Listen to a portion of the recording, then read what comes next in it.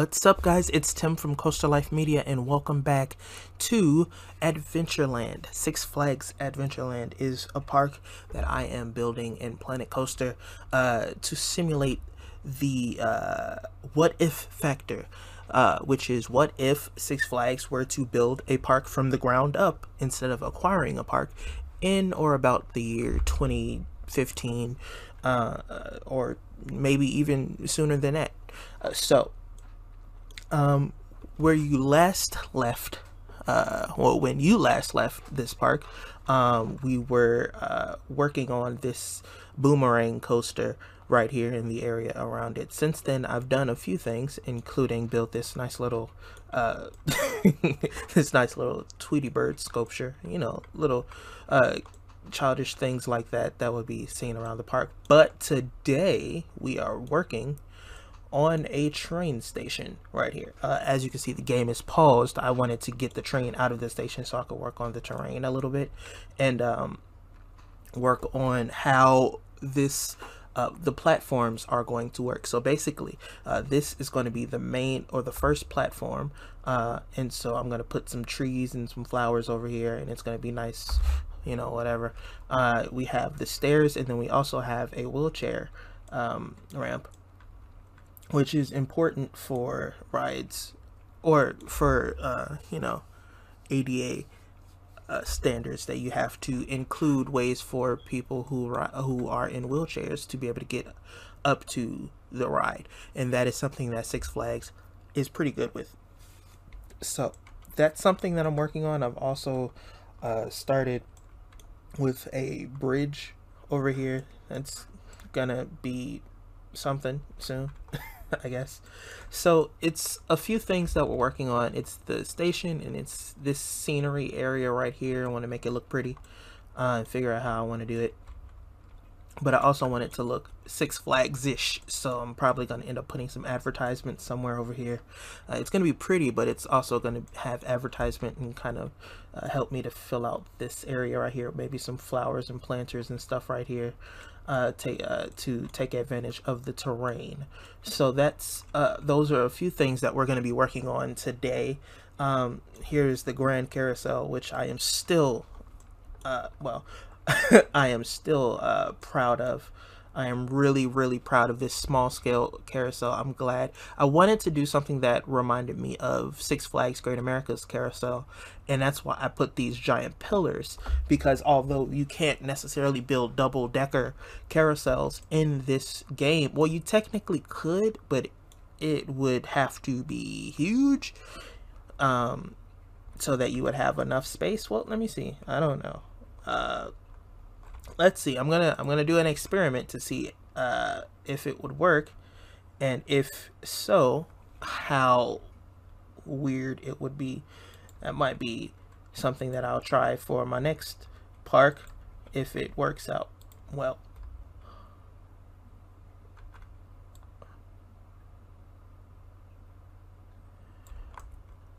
Yeah, that's pretty big. That's not really gonna work. So if I were to do it, it would have to be like this, and it would be huge, and you have that big white space in the middle, and I don't like that. So I'm really satisfied with what I did. You have a sign here. It's just a really cozy little area, and it's going to be even cozier once I add the trees and the flowers from around the train track. So those are the things we're working on today. So I will check back in with you a little bit later.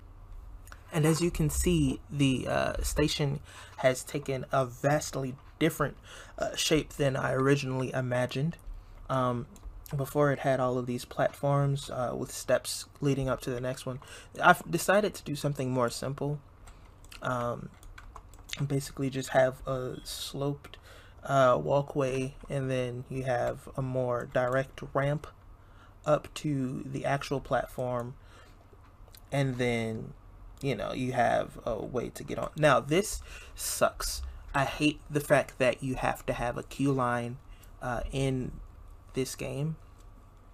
It's unnecessary. In fact, I kind of want to just cheat a little bit and put it. I wonder if I can do that.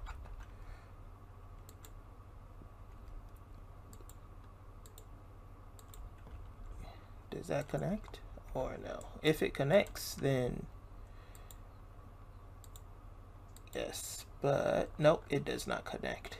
So yeah, so basically what I'm gonna do is do some detailing on the actual building area of it. Nothing's in here. I just wanted to have a kind of like a high point of it, of the building, something that you can see from the main path and know that that's the train station.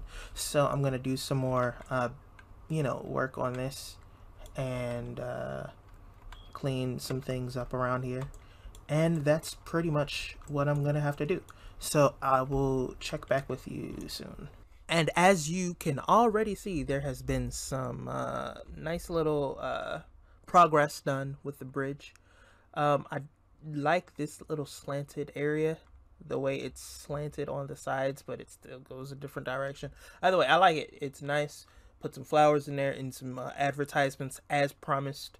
But going through, I've done a little bit of fencing work. You kind of got to fence as you go, because if you sit and you fence all day, you're going to blow your brains out. But fence as you go. I didn't fence over here, but I now have a bathroom over here. Because there was a big green patch as I was working and it was really bugging the hell out of me.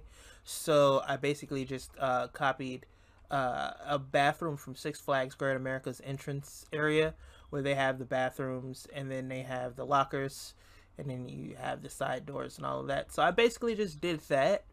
Put a little Coke, a little Coke thing right here, and then I got a little cowboy just sitting here leaning on it, because that, red and white was the Coke colors, and I wanted to.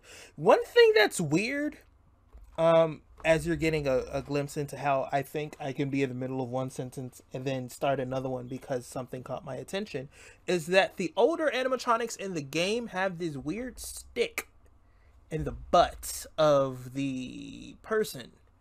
But the newer animatronics that came with the studio expansion pack that was designed to be able to give you the option to make like a Universal Studios type of park, they don't have that. In fact, those are way more advanced. But the old original vanilla animatronics that come with the game, they have that stupid stick, and I don't like it.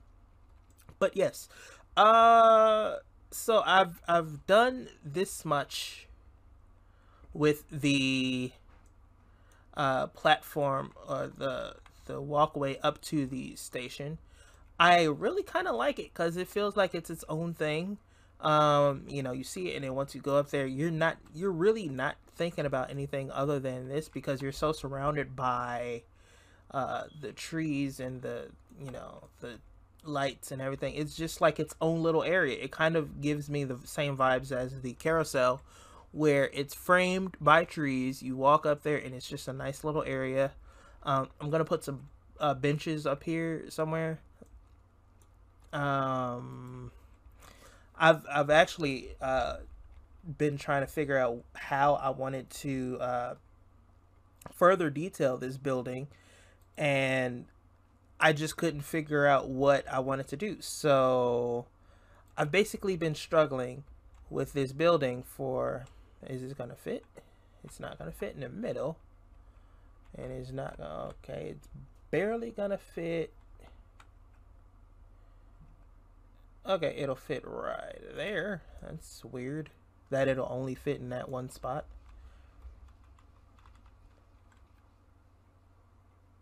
All right, it's kind of weird, but anyway, I've been trying to figure out how I wanted to detail this building, and I'm not really getting any ideas. I'm gonna keep hacking away at it, but That's just one of the things that kind of bugs you, or bugs me rather, when I'm trying to work on something like this. A park of this stature deserves a lot of detail. Uh, Six Flags is known for having beautiful ish parks. All right, they're not like they're not Disney World level, but they're not friggin' hole in the wall, or please don't be mad at me for shitting on them, but they're not like Indiana Beach. They actually have the money to do what they want to do, and it's not amazing, it's not Cedar Point, or it's not Cedar Fair level, but Six Flags does pretty well. So with all of that being said, I love these trash can covers that I found on the workshop. Anywhere I put a trash can, I now cover it with this, and it looks like they're throwing the trash away into an actual trash can instead of the in-game trash cans. I like that. But yeah, so if we just freakishly fall down the steps, I do have people in the park because I wanted to test crowd flow, and so far it's not bad. So yeah, I'm gonna actually close the park in a few minutes, but yeah, so basically I had to put a bathroom here, not only because of that space that was empty that was pissing me off, but I noticed when guests are in line for this, they'll do the pee-pee dance, and the farther they get up the line, the worse the dance is. And then it didn't dawn on me that this is not a real bathroom. So technically I didn't have any actual bathrooms in the park for the in-game guests, so this is the first actual bathroom. So sorry, I guess. But yeah, so I'm gonna basically do some detailing and some fencing over here since I've done it over there. I've also worked on rebranding some of the games that I got on the workshop from, I think it's Idro, I don't know. I think that's who made it, but I'm not sure. But I've done some work at rebranding it, just to fit the style of what I'm doing, because what he had, it's nice, but it just doesn't work for me. So I had to rebrand these. I'm gonna try to do some more, and then just spread them out throughout the park, kind of how like Kings Island does, where they don't necessarily have a one specific midway, but they have games like everywhere. And that's basically what I'm gonna do. So yeah, I'm just looking around, and I hate to say it because it sounds like I'm tooting my own horn, but I'm really proud of this entrance area. It's really nice. It's not a lot going on, and I like it like that. I like it how there's a lot of open spaces, because any amusement park, you have to have open space. If anywhere else, the entrance, for safety reasons, you have hundreds of thousands of people on a good day filing into a park at the same time. You need to have a lot of space for them to move around, for them to navigate, and for them to find out where they want to go. After they get there, after they get through that area, there's going to be plenty of time for them to file out and go in their own direction. But this is the one place where they need to have a lot of room, which is why this area right here is so massive. I can recall all of the times going to Great America where before we are able to go through the security line, we just wait in front of the security line, and it's just hundreds of us packed in a small little line. So to have a lot of space like this is definitely an important thing. I'm going to probably cut some of the pathway out of here and do some type of like flowers or something I'm thinking about it. I'm not guaranteeing it, but it's just something I'm thinking about, so I'm gonna say it out loud so that when I look back on this video, I can remember it if I forget. But yeah, so yes, I do watch my own videos sometimes just to for that reason. Actually, this is like these videos for me personally are like post-it notes where I can remember things that I may have forgotten.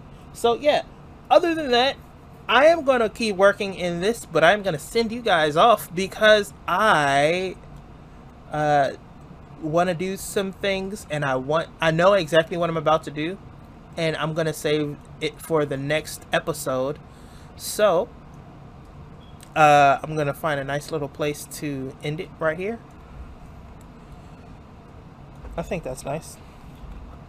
So anyway, like I was getting ready to say, thank you so much, so much. I greatly appreciate you watching this video with me. This series is one that I am really excited about. I know I say that about every series that I work on. I can't express enough how much joy I get from sharing my videos with you guys and hearing the feedback and all of that. I greatly appreciate it. It means a lot to me. You guys are amazing. So to be able to you know, have this experience with you guys and have this interaction really means a lot. Also, shout out to I have to remember his name. Nerd Chacho. Yes, Nerd Chacho. He is an amazing and brilliant Planet Coaster designer.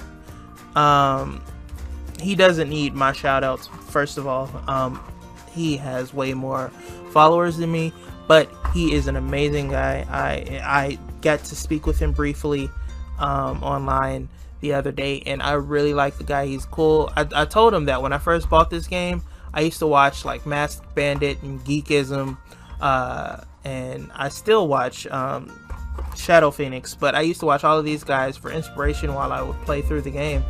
And now he's kind of my go-to guy until Shadow Phoenix releases his next episode of whatever he's doing in Planet Coaster. But yeah, Nerd Chacho is kind of my go-to guy when it comes to Planet Coaster content. His parks are amazing. He actually inspired this park specifically. He was building Chacholandia, I think it is, which is a what if park to the tune of what if Cedar Fair opened or built a park in the UK around the year 2020 or 2015 or maybe 2020, I don't know. So he kind of inspired this because, of course, for those of you who have not already been able to tell, I'm a huge fan of Six Flags and their parks and their style, their decision-making tactics. Their rides that they usually stick to are pretty spot on. They're not as massive as what you would find in Cedar Fair. One thing that is kind of sad to me is that all of the Giga coasters in America are in Cedar Fair parks. All of the Giga coasters in America and Canada are in Cedar Fair parks. So I'm hoping that we can kind of pick up the ball in Six Flags and maybe get some Gigas of our own and some rides that we can brag about other than King Dakar. So yeah, but either way, I'm gonna stop rambling on because I've already made this episode long enough. Thank you so much for hanging out with me here in Six Flags Adventureland. If you haven't done so already, I would love to encourage you to subscribe to the channel, as it really does help us. Also, like this video, share it with your friends, and until next time, my name is Tim from Coastal Life Media, and I will see you in the next video.